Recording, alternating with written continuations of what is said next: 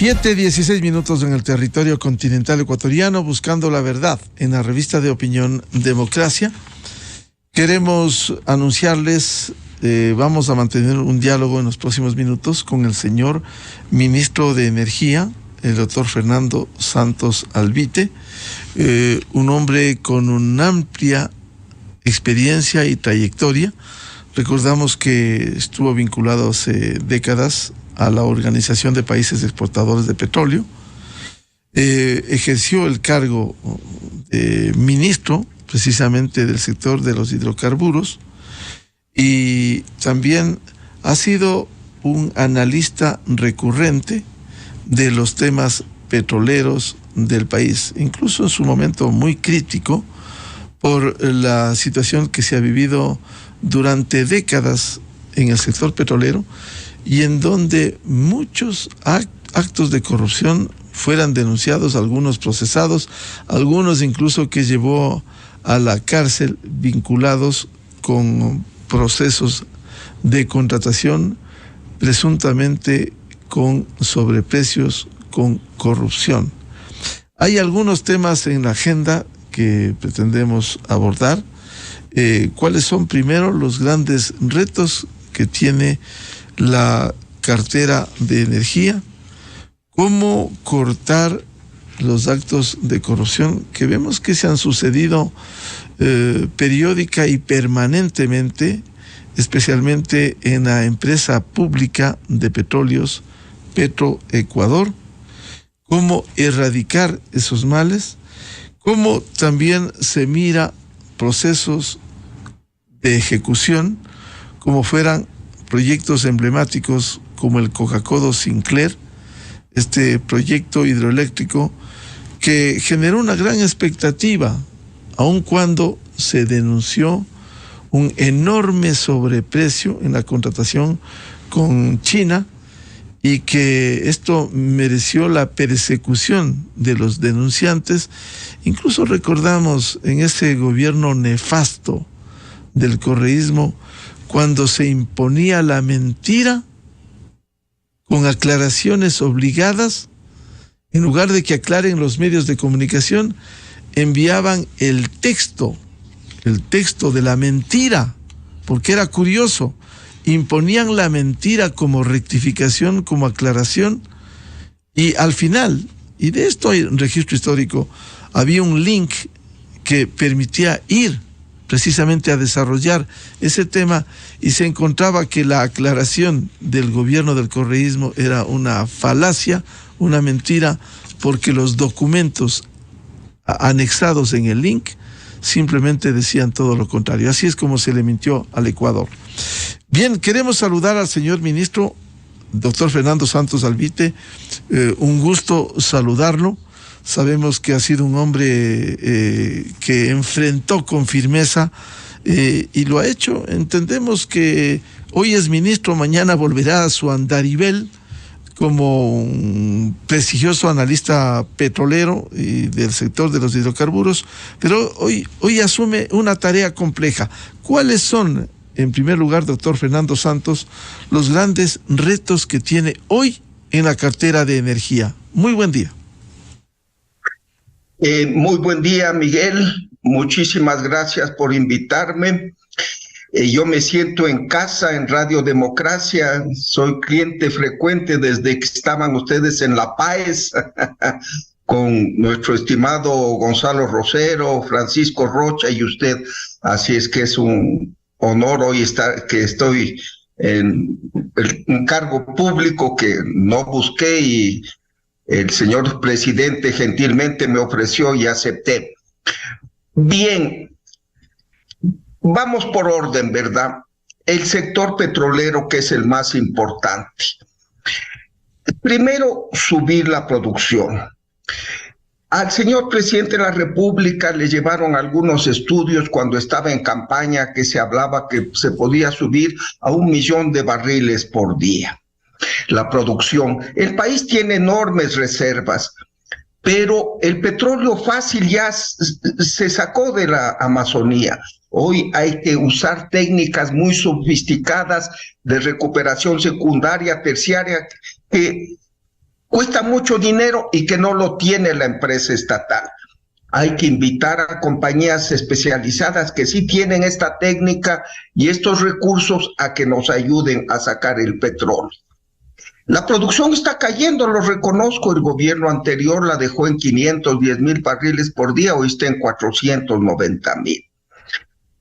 Las compañías que estaban muy entusiastas al principio del gobierno, no se les ha llamado, se ha perdido algo, algunos meses, eso hay que inmediatamente corregir e ir a licitaciones limpias, bien organizadas para que vengan las compañías. Petroecuador es un monopolio estatal que ya tiene 50 años, así como los dinosaurios, ¿verdad? Llegaron a su extinción. Me parece que en el mundo los monopolios estatales están desapareciendo. Aquí no. Petroecuador está en mal estado. No solo en el aspecto de la corrupción, ¿verdad? El señor Pareja Yanuseli la denunció hace pocos días. Increíble, en una red de criminales. La infraestructura es obsoleta, Miguel. Cada 15 días se les va la luz, porque no hicieron buenas instalaciones. No hay mantenimiento de los equipos, así hay que invertir enormes cantidades en mejorar algo a Petroecuador. Hay muy buenos trabajadores, hay gente dedicada a la empresa, pero como monopolio estatal, repito, ahí ya está un poco viejito, hay que darle su pequeño reposo. Pero el país tiene enormes reservas de petróleo, puede buscarse gas, así es que dentro de este panorama no tan alentador, soy optimista de que trayendo capital y tecnología extranjera vamos a incrementar la producción. El sector minero, mire Miguel, el potencial y la riqueza minera del Ecuador es extraordinaria. El otro día alguien me decía, un alto ejecutivo de una compañía minera, me decía, esta mina es la cuarta más grande de cobre del mundo. Yo abrí los ojos, ¿verdad? ¡Qué maravilla! Me dice, pero no termina la historia, me dice, ministro. Al lado hay una que es la tercera más grande de cobre. Qué potencial, qué riqueza en Imbabura, en el Oriente, en el Azuay, en el Oro.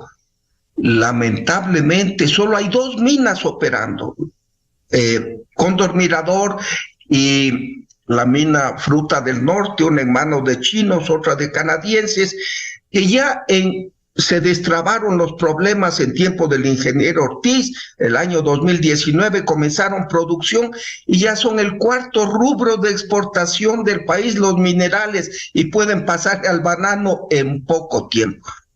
Pero hay un sentimiento antiminero en el país, Miguel, motivado quizás por ancestralmente. Usted se acuerda de la famosa novela Guasipungo, ¿verdad?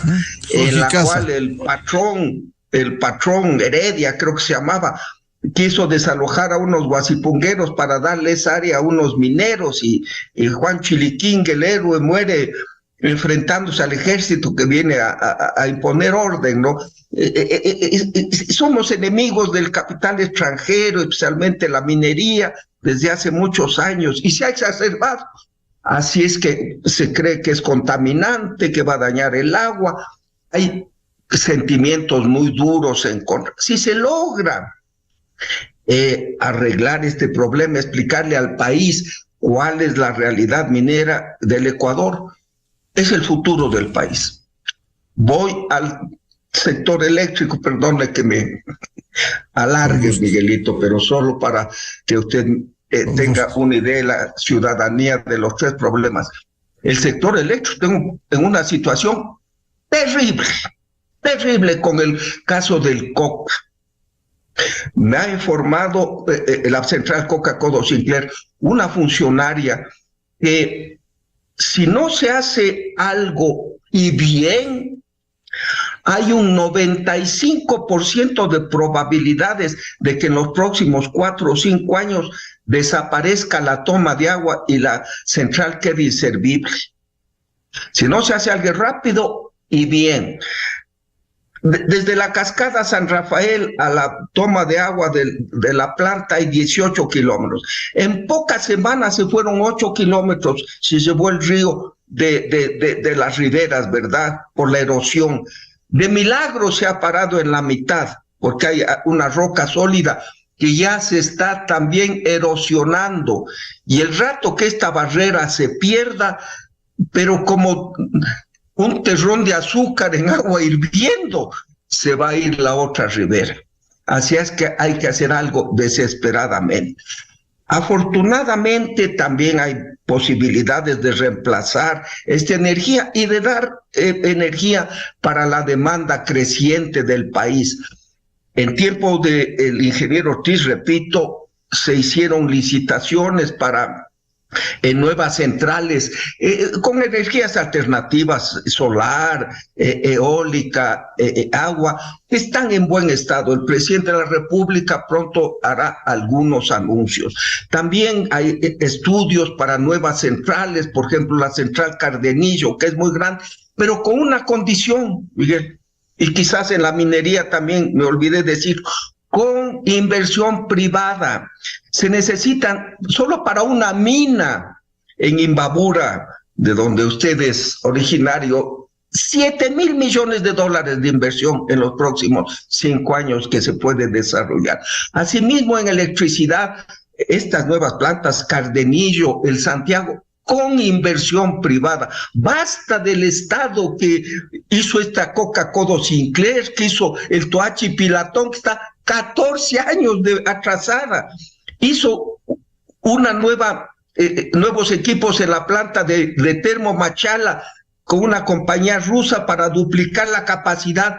Trajeron los equipos, los rusos se pelearon con los de la empresa esa y está botado en el mar ahí pudriéndose esos equipos. Así es que inversión privada con contratos bien negociados en petróleo, en minería y en electricidad, podemos salir adelante. El Estado que se dedique a las medicinas, a la seguridad que tanto hace falta.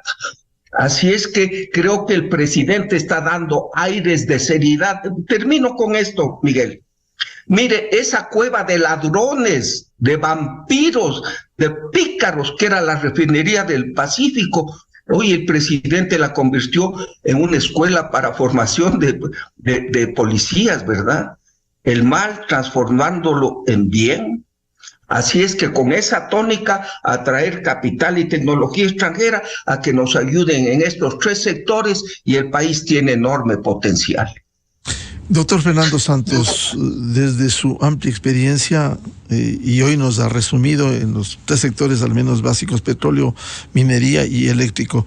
En el caso del sector petrolero, que ha habido una gran expectativa del país por los ingresos que tiene, incluso por el incremento del precio durante los últimos tiempos, especialmente la guerra de Rusia, la invasión a Ucrania, esos 490,000 barriles de producción diaria, ¿cuál sería una meta periódica para ir incrementando?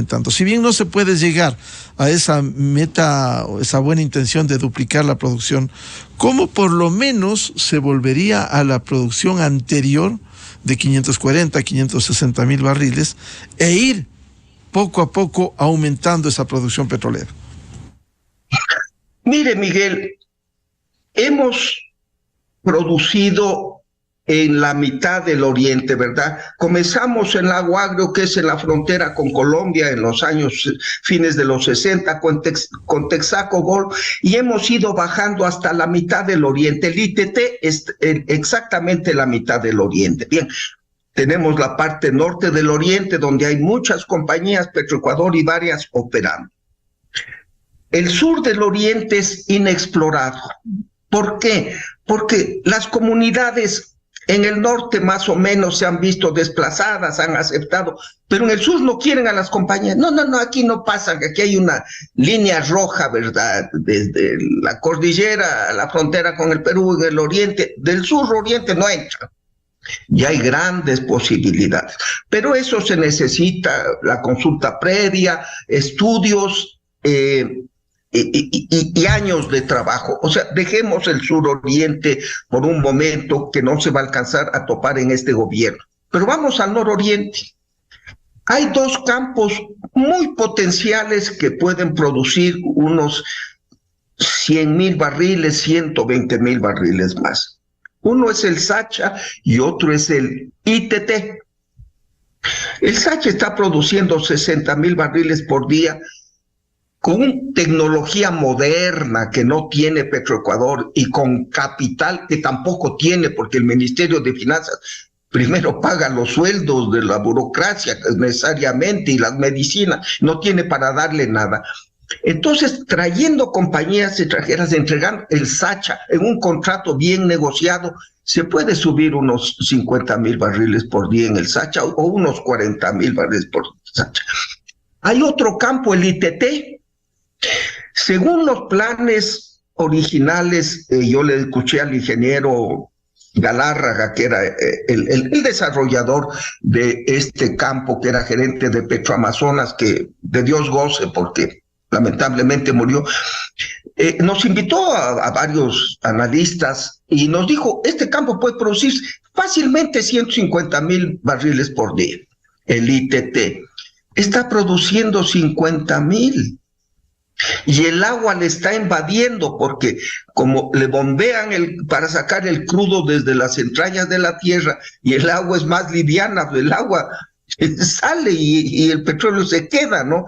Entonces, obviamente hay una limitación para que en el ITT lo haga solo Petroecuador, pero puede asociarse con una compañía de servicios en la cual Petroecuador siga siendo la operadora y la otra le dé servicio. Entonces, en estos dos campos, Sacha y el ITT, creo que se puede aumentar unos 100,000 barriles por día y llevar la producción 560, 570, porque siempre hay declinación.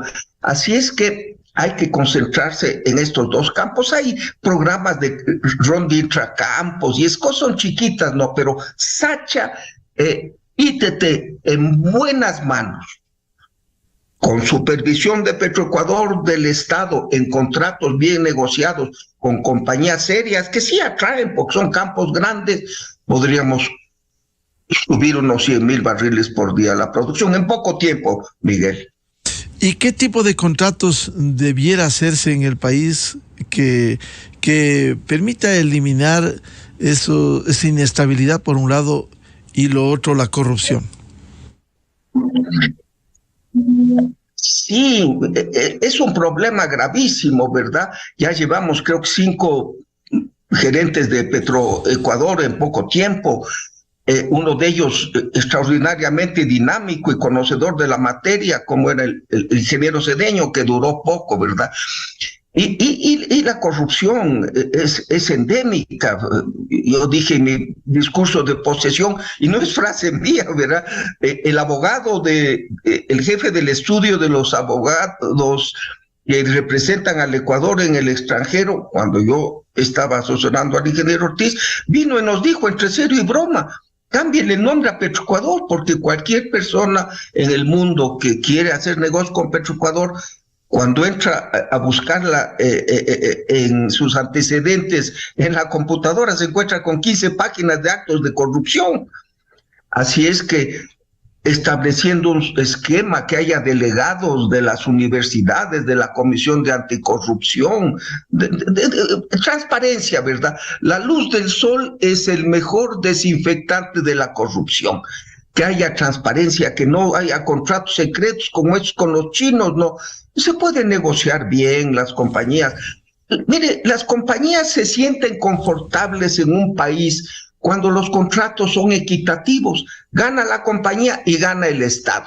Si ganan mucho, se dan cuenta que cualquier rato les denuncian, explotadoras, fuera, ¿verdad? Así es que el equilibrio contractual, cuando las dos partes se sienten satisfechas en un negocio, ese negocio marcha. Así es que las compañías están listas para hacer contratos serios. El Estado podría un equipo de primera, sí se puede negociar sin corrupción y contratos equitativos, Miguel. Doctor Fernando Santos, usted ha citado al menos el fortalecimiento de estos dos campos importantes, Hacha e ITT. Sin embargo, en el camino hay que desbrozar las cosas, superar obstáculos. Hay uno en el caso de ITT y que ha sido desempolvado, la consulta de los Yasunidos. ¿Qué piensa? Recordé esto a propósito de lo que usted señalaba, este importante campo, el ITT. Yo creo personalmente, y como abogado que soy, que es extemporánea la consulta, quizás un antecedente. Yo soy un defensor de la naturaleza, del medio ambiente, y usted me ha escuchado, Miguel, y la ciudadanía durante años. Bien, pero pueden coexistir la explotación petrolera y el cuidado ambiental. Cuesta dinero el hacer una operación limpia, pero hay que hacerlo. Y quiero reconocerle una cosa, mire, en mis críticas a Petroecuador. Lo ha hecho bien en el ITT, no ha llegado al nivel de producción que podía, ¿verdad? Pero ambientalmente no ha habido derrames, no ha habido accidentes, bien. Así es que la consulta de los señores Yasunidos es extemporánea. ¿Por qué? Porque ellos piden que no salga una gota de petróleo de las entrañas del Yasuní. Ni una gota de petróleo. Ya hemos producido millones de barriles. Entonces ya es extemporánea. Que pongan vigilancia, que pidan, pero es que hay palo con piedra, ¿verdad? Petroecuador no los puede ver, estos no lo pueden ver a Petroecuador. No, conversar. Tienen un observador que esté presente en las operaciones de la compañía, perfecto, y que alerte cualquier amenaza al medio ambiente, ¿no? Pero también no.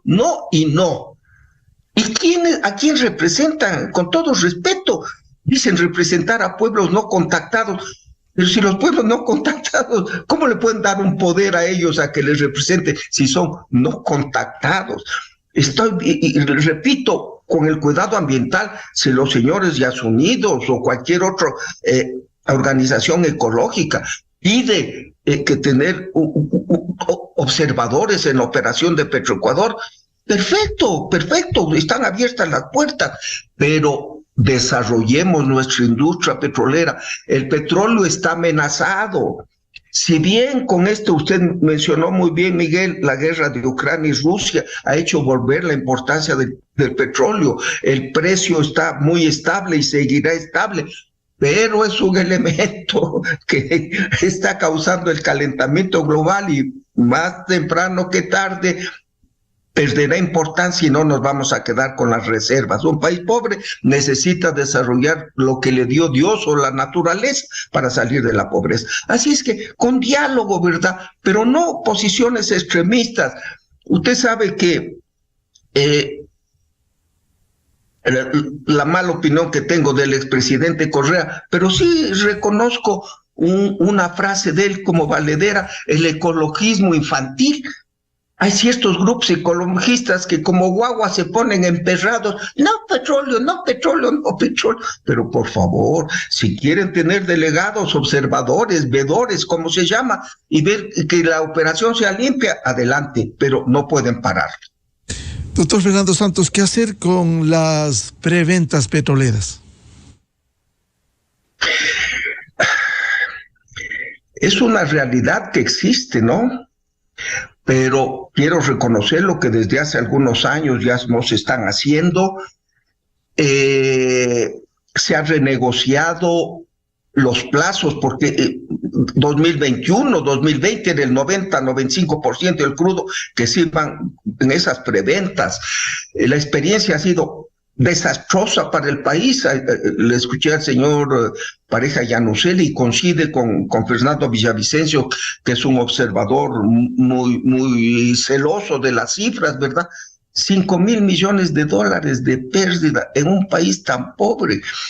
y se llevaron una tarea de pícaros. Ahí está el señor Nilsen Arias, los señores Pérez, un montón de gente que están presos.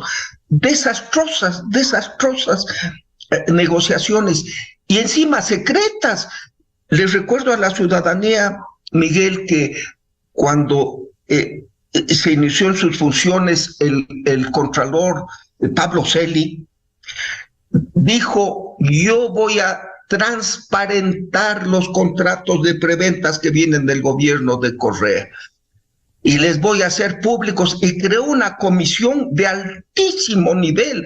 Ahí estaba Walter Spurrier, Ramiro Crespo, Mariana Yepes, el doctor Alfredo Corral Borrero, gente de primerísima, y no les dio ni un papel, dijo que eran documentos secretos. Carlos Pérez, el primer ministro de Petróleos en el gobierno del presidente Moreno, dijo públicamente que pidió los documentos al Banco Central, los contratos con China, y le dijeron: usted no puede conocerlos porque son secretos. ¿Cómo puede ser que haya secretos? Porque eran secretos para guardar la corrupción.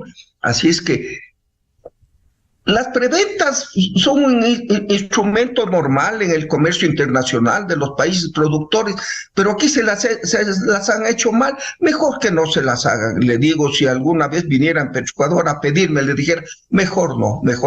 Vendamos en licitación, se está obteniendo muy buenos precios porque el crudo está alto. El crudo está ahorita en $90, el nuestro debe estar en 85, 87. Magnífico precio. Pero evitemos la corrupción, esto de preventas, de que te doy un anticipo, que toma una probana de un préstamo, terminan mal. Así es que si me viniera en el directorio de Petroecuador, se pidiera una autorización para preventas, les dijera: mis queridos colegas, mi voto en contra. No más preventas, porque mientras no se borre esta mancha de las preventas anteriores, mejor evitar la tentación. Doctor Fernando Santos, ¿y qué hacer con Petroecuador? ¿Usted es partidario de una reestructuración total, cambios? Porque no solo es cuestión de implementar, de darles nuevas herramientas tecnológicas, sino también las conductas personales de gente que ha pasado y que ha lucrado, que ha cometido actos de corrupción durante la historia reciente. Muy buen punto, Miguel. Mire, el problema de Petroecuador es que literalmente es un arca abierta. ¿Por qué? Porque no tiene contabilidad auditada. Si usted hace una pequeña empresa, un mediano negocio y hace una sociedad, la superintendencia de compañías le exige auditor interno, externo, contabilidad, comisarios, fiscalización, bla, bla, bla. La empresa más grande del país, que vende 10,000 millones en exportaciones, 4,000 millones en ventas internas, 14,000, 15,000 millones de dólares al año, no tiene contabilidad auditada. No hay contabilidad auditada, y mientras el auditor no certifique que los numeritos del balance son exactos, no vale. No hay contabilidad. Entonces, todo el mundo lleva, el que puede. Hay honorables, no, pero los vivísimos dicen: yo me llevo nomás, y si no hay contabilidad, ¿cómo me prueban el robo? Pero ya en las conversaciones con el Fondo Monetario Internacional, el fondo ha dicho: señores, gobierno del Ecuador, yo les doy mucho dinero, ¿verdad? El fondo ha prestado, que la última facilidad son 3,000 millones. Parte de ese dinero va a Petroecuador, pero porque el Ministerio de Salud, el Ministerio del Interior, tiene contabilidad y dan razón de cómo se gasta la plata, pero no Petroecuador. Entonces ya han pedido que se auditen las cuentas, por lo menos de los últimos, creo que desde el año 2019, con auditores externos calificados. Le voy a contar una anécdota, pues me desvío un segundo. La refinería del Pacífico, 1.500 millones de dólares, tenía una auditoría, creo que de Jipijapa o de una empresa Jipijapa o Paján ahí. No. Aquí con el fondo se ha acordado las 4 grandes, Price, Young, algunas de ellas. Entonces ya está en marcha la contratación. El señor gerente se ha comprometido a firmar los contratos con esas auditoras en los próximos días. Ahí va a comenzar el orden, porque ya van a venir los auditores y van a decir cuentas claras. Ese va a ser el primer paso, porque lamentablemente, a pretexto de la soberanía, ¿verdad? Atrás de la bandera del Ecuador, somos soberanos, esconden la corrupción. Así es que con las cuentas claras, con esta contabilidad y esta auditoría que va a comenzar en las próximas semanas, se va a evitar muchísimo la corrupción. También, fíjese, Miguel, el gerente de Petroecuador puede firmar solo contratos sin autorización del directorio por 100 millones de dólares. Pero ni el gerente de la Exxon, que es la compañía petrolera más grande del mundo, y los jefes de campo de unidad, no sé cómo se llaman, 20, 30 millones, no hay control. Entonces hay que crear un directorio que no solo se reúna para nombrar el nuevo gerente cuando renuncie el anterior, sino que haya alguna supervisión, que se le ponga el ojo. Se le ha dejado a la buena de Dios. Entonces, como dice el refrán, el ojo del amo engorda el caballo. Si la sociedad ecuatoriana ha mirado para la izquierda y Petroecuador ha manejado los fondos hacia la derecha, no le ha visto nadie. Ahí están los Capayas, los Bravos, los Nilsen Arias, y todos los ministros pícaros que también son culpables, y los miembros del directorio. Así es que creo que y es una iniciativa insistente del presidente Lasso, que se firme con estas auditoras y que comiencen a ponerse los sistemas de control, porque como usted dice, Miguel, es la verdad, no es cuestión de computadoras, eso tienen todo, ¿no? Sino es un error humano. Si a usted le abren un arca y no hay nadie alrededor suyo y está llena de joyas como en los cuentos de la Mil y una Noche, usted se lleva un anillito o un collar, si nadie le ve. Así es que el principio ha comenzado con esta contabilidad y auditoría. Y también las jerarquías, porque uno ni siquiera piensa en el gerente general de Petroecuador. Un gerente de comercio internacional, el señor Nilsen Arias, haciendo lo que le da la gana. Escuchar a Capaya, Carlos Pareja Llanosera, la semana anterior, que le pidió al fiscal general de entonces, doctor Galo Chiriboga, que le dé unos 500,000, que había 300,000. Le ordenó a Alex Bravo y le entregaron, según el testimonio de Capaya. Eso no debiera repetirse en el Ecuador, doctor Santos. No debería repetirse, es terrible. Yo también le escuché y le digo, Carlos Pareja no tiene que perder, no creo que exagere, él estaba en la mitad de este negocio, ¿no? Así es que usted lo ha dicho, son feudos. El jefe de activo le llaman, ¿no? El que maneja el campo tal, el campo cual, es el reyesuelo no controla cuentas a nadie. Entonces, ante tanta laxitud y facilidad, hay gente seria, repito, y conozco a Petroecuador, la plata se lleva. Entonces, vigilancia. Cuando yo fui ministro por primera vez, había la famosa CEPE con un directorio. Estaban representados las Fuerzas Armadas, el Ministerio de Industria, la Junta de Planificación, el Ministerio de Finanzas.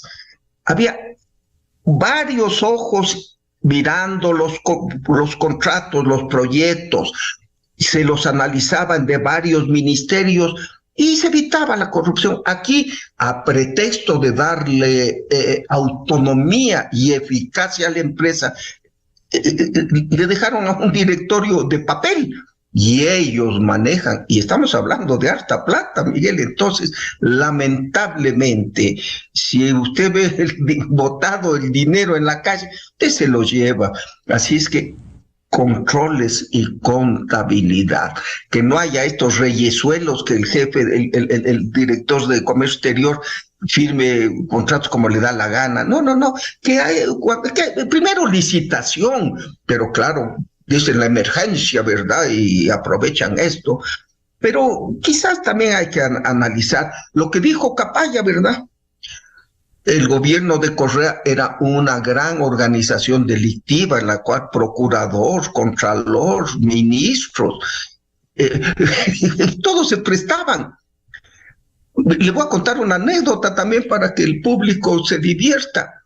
Un día la compañía Halliburton hizo un seminario de transparencia y corrección en la industria petrolera, ¿verdad? Y el economista Ramiro Crespo, que es un frecuente asistente a la Radio Democracia, un hombre muy preparado y muy honorable, ¿no? Y como tiene contactos internacionales, pues oía las quejas de que Ecuador no tiene contabilidad auditada. Entonces se paró y protestó y pidió que Petroecuador debía tener esta contabilidad auditada seriamente. Se paró un funcionario de Petroecuador indignado. Le dijo, economista Crespo, usted está mintiendo. Petroecuador tiene, sus cuentas son auditadas por la Contraloría. Y usted no podría dudar de la honorabilidad del Contralor, señor Carlos Poli, y del subcontralor, señor Pablo Celi. Así es que esas épocas han pasado. Esa organización criminal, corrupta que manejó el país ya no existe. El presidente Lasso es un hombre muy honorable y quiere controles en las instituciones del Estado para evitar la corrupción. En el tema del sector eléctrico, ¿qué va a pasar con todas las presuntas irregularidades en la construcción de Coca-Cola Sinclair? Finalmente, en esas condiciones, ¿no se recibirá, doctor Fernando Santos? No se puede recibir, Miguel, con 20,000 fisuras internas. Una planta que se diseñó para 1,500 megavatios y no produce ni la mitad. Mire, yo hace algún tiempo, yo critiqué la obra, ¿no? Y el ingeniero Gonzalo Quillas, un funcionario del sector eléctrico muy honorable, muy conocedor, me invitó y me dijo, Fernando, usted recorra la planta y vea por sí mismo para que sus denuncias, usted esté satisfecho de que las haga, ¿verdad? Fui, recorrí, el ingeniero Quillas gentilmente me dio carta blanca que vea todo. Cuando yo llegué, y yo vi la toma de agua para una central de 1,500 megavatios, parecía la laguna de la Alameda. O sea, aquí no se puede generar tanto. Ahí está. Las fisuras ya se conocía. El río, ¿cómo se puede hacer de una obra tan importante, tan grande, tan costosa, debajo del reventador? Pero, ¿en qué mente? Obviamente, ¿por qué lo hicieron? Por las coimas, porque en ese tiempo, y quiero ser muy claro, China también tenía un gobierno corrupto. El nuevo primer ministro es un hombre serio y quiere acabar la corrupción. Usted vio que inclusive en el último congreso del partido, que es como el máximo nivel de discusión en China, le sacaron de la oreja a un expresidente y para llevarlo a la cárcel por pícaro. O sea, China ha cambiado. Lamentablemente coincidió la corrupción en China con la corrupción en el Ecuador del año 2007 al 2017. Entonces, lo que les importaba era la magnitud de la obra, porque entre más grande era la obra, más costosa, más jugosa la coima para los funcionarios. Por eso hicieron esta planta. Ni de casualidad recibirla, pero no todos son malas noticias, ¿verdad? Hay que reconocer que esto es un ojo morado en el prestigio de China en el mundo.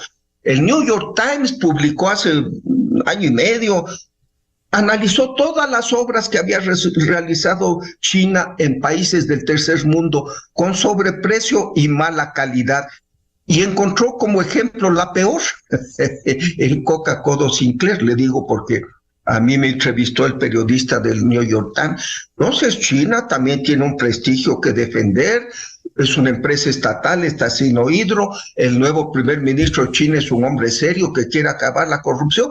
Entonces ellos han dicho, bueno, si está tan mal, nos hagamos cargo y obviamente les devolvemos la plata y nosotros vemos qué hacer, y ellos podrían hacerlo porque para defender de la erosión del Coca podrían hacer una mini muralla china, ¿verdad? Pero a su costo, estamos hablando de cientos de millones de dólares.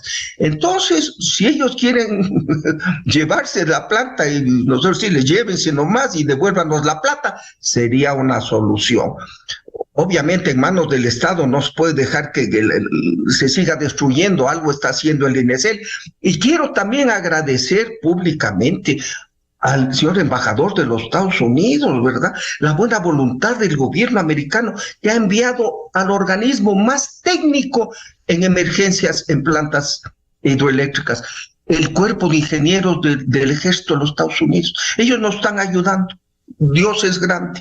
Ojalá o se llevan los chinos o encontramos una solución, pero hasta eso, recibirlas, imposible.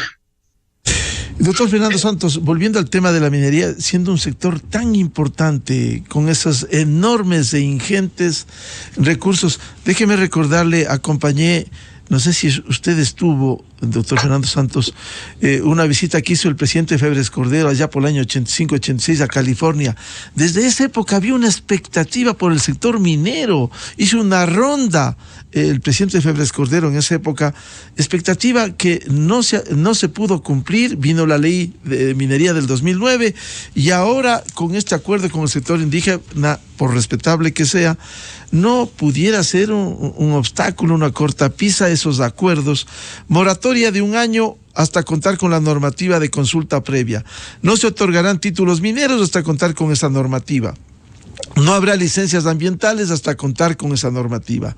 Revisión de la propuesta legal de consulta ambiental. Levantamiento del proyecto de consulta previa.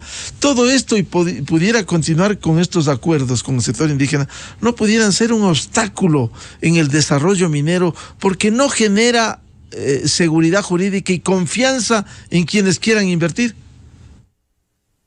Así es, Miguel, pero yo le vería desde el punto de vista positivo. Ya. Mire, la ley de consulta previa, y voy a usar unas palabras que me dijo el señor presidente de la República.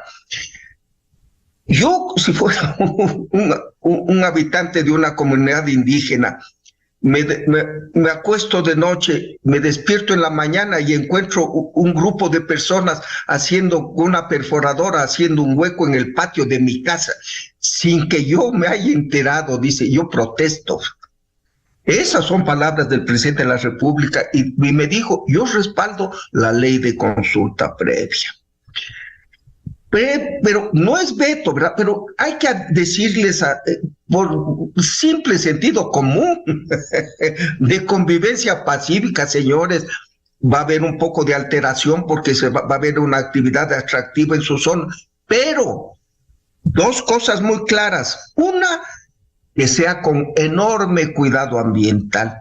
Y dos, lo más importante, que ustedes se beneficien. Que se beneficie el país y ustedes especialmente no solo por la compensación de la molestia, sino porque es justo, esta riqueza está en donde ustedes viven, ¿verdad? Eso ha faltado. Ha habido una consulta previa mañosa, donde iba la burocracia de Quito a la comunidad antes de una actividad extractiva, les regalaba un sándwich y una cola y les decía, a ver, ¿cuáles son sus necesidades? Estos decían agua potable, alcantarillado, educación, vialidad, ¿verdad? Hacían oídos sordos, jajaja, jijiji. Ellos ya tenían las respuestas, la burocracia. Entonces era una farsa, una pantomima. Cuando venía la actividad, ya la compañía decía, ya el Estado me dio el permiso, y no les llegaba nada a las comunidades. Mire, Miguel, vaya a Falaguagro o a cualquier ciudad del oriente, Por favor, no hay calles pavimentadas, la gente vive en condiciones primitivas. En cambio, esas oficinas del Estado, esa plataforma, hicieron los chinos elegantísima, ¿no? Y allá las escuelas son de caña. Entonces, que exista justicia y distribución, que se beneficien las comunidades. Entonces, que se pare un poquito, no hay problema. Los países tienen tiempos más largos y que se haga una consulta, ley de consulta previa rápidamente y bien elaborada para que se beneficien las comunidades.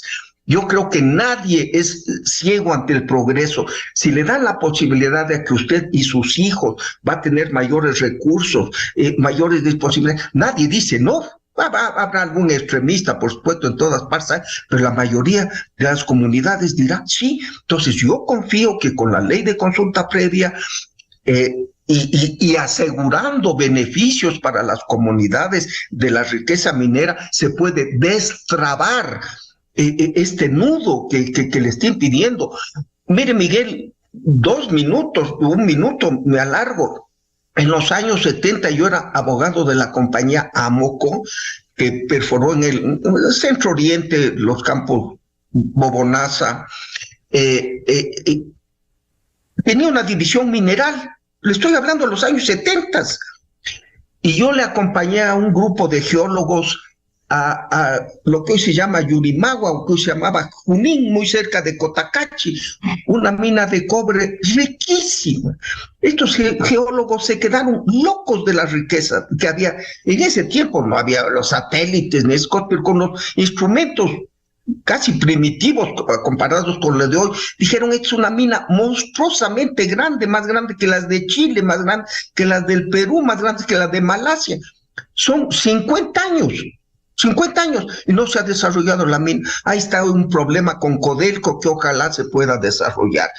Entonces, primero las comunidades que estén satisfechas, que se les dé su beneficio. Yo creo que este es el 90% del problema. Hace poco hablé con los mineros y nos dijeron, mira, en dinero no falta. Las compañías más grandes del mundo están en el Ecuador, que tienen la mejor tecnología.